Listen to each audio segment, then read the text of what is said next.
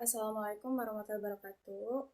Pada kesempatan kali ini, kami dari kelompok 30, di sini kami akan mempresentasikan hasil dari tugas yang telah kami kerjakan, yaitu tugas identifikasi bisnis dan analisis kebutuhan pendaftaran calon mahasiswa baru. Next.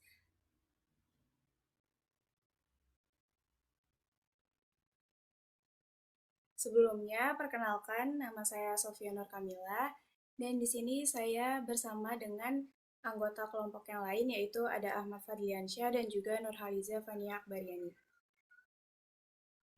Oke, next. Oke, kita langsung lanjut ke studi kasus ketiga. Di sebuah kampus, setiap tahun ajaran baru akan membuka informasi pendaftaran mahasiswa baru. Proses pendaftaran masih dilakukan dengan cara manual. Calon mahasiswa perlu datang ke kampus untuk mendapatkan informasi dan syarat pendaftaran. Setelah itu datang kembali untuk menyerahkan berkas dan biaya pendaftaran. Namun, dengan adanya perkembangan tren teknologi, kampus tersebut ingin mendigitalisasi proses pendaftaran mahasiswa baru. Calon mahasiswa akan dapat melihat informasi pendaftaran, mengisi form pendaftaran, mengupload berkas pendaftaran, serta dapat melihat status pendaftaran. Oke, jadi studi kasus ini membahas tentang suatu kampus yang ingin mengubah proses pendaftaran mahasiswa baru dari yang tadinya manual menjadi digital. Nah, dari studi kasus ini ada 3 permasalahan yang ingin kami selesaikan. Yang pertama, pendaftaran secara manual. Yang kedua, mendapatkan informasi dengan cara ke kampus. Dan yang ketiga, menyerahkan berkas dan biaya pendaftaran ke kampus. Next. Oke, dari studi kasus tersebut, kita juga dapat menyimpulkan 3 penyebab masalah. Yang pertama, pendaftaran mahasiswa baru dilakukan dengan cara manual. Yang kedua, mengharuskan datang ke kampus untuk mendapatkan informasi. Dan yang ketiga, mengharuskan datang ke kampus untuk memberikan berkas dan biaya pendaftaran. Oke, selanjutnya akan dijelaskan oleh Ahmad Fadliansyah. Ya, sistem yang ingin dibangun itu pertama meningkatkan pelayanan kampus, yang kedua meningkatkan pengelolaan data, dan ketiga mempercepat proses pendaftaran, dan 4 meningkatkan keamanan data. Dan next. Oke, kebutuhan sistem fungsional. Ada sistem harus mampu menginput data calon mahasiswa. Lalu ada sistem harus mampu dapat melakukan transaksi biaya pendaftaran, dan sistem harus mampu memberikan informasi status pendaftaran. Lalu next.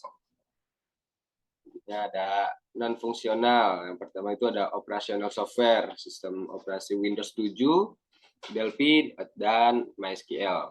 Kalau operasional hardware-nya itu HD 250 GB, RAM 2 GB, monitor 14 inch, kabel jaringan, mouse, keyboard, printer, dan lain-lain. Kebutuhan keamanan mempunyai fitur login menggunakan akun Google. Dan kebutuhan informasinya terdapat informasi tata cara pendaftaran calon mahasiswa baru. Lalu next. Analisis pieces. Pada metode ini terdapat 6 kriteria. Yang pertama, performance. Penyebaran informasi pendaftaran dengan cara mendatangi kampus sangat memakan waktu. Yang kedua, information. Jika ingin mendapatkan informasi terkait pendaftaran, maka calon mahasiswa harus datang langsung ke kampus. Namun, jika tidak dapat datang secara langsung tetapi ingin mendaftar, maka calon mahasiswa tidak mengetahui informasi secara rinci tentang persyaratan dan proses pendaftarannya. Yang ketiga yaitu ekonomi. Jika harus bolak-balik ke kampus untuk proses pendaftaran, akan mengeluarkan banyak biaya untuk transportasi.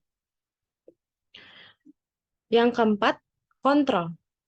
Apabila berkas-berkas pendaftaran telah diserahkan oleh mahasiswa, namun terselip atau hilang di suatu tempat, maka dapat mengakibatkan data calon mahasiswa tersebut tidak terdata. Yang kelima, efisien.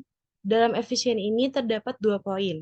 Yang pertama, tidak akan dapat informasi pendaftaran jika tidak datang secara langsung. Yang kedua, mengakibatkan antri untuk mendapatkan berkas-berkas. Selanjutnya, yang keenam adalah service. Pembayaran biaya pendaftaran masih menggunakan pembayaran secara tunai, sehingga mengakibatkan antrian saat membayar biaya pendaftaran. Sekian presentasi dari kelompok kami. Kurang lebihnya mohon maaf. Wassalamualaikum warahmatullahi wabarakatuh.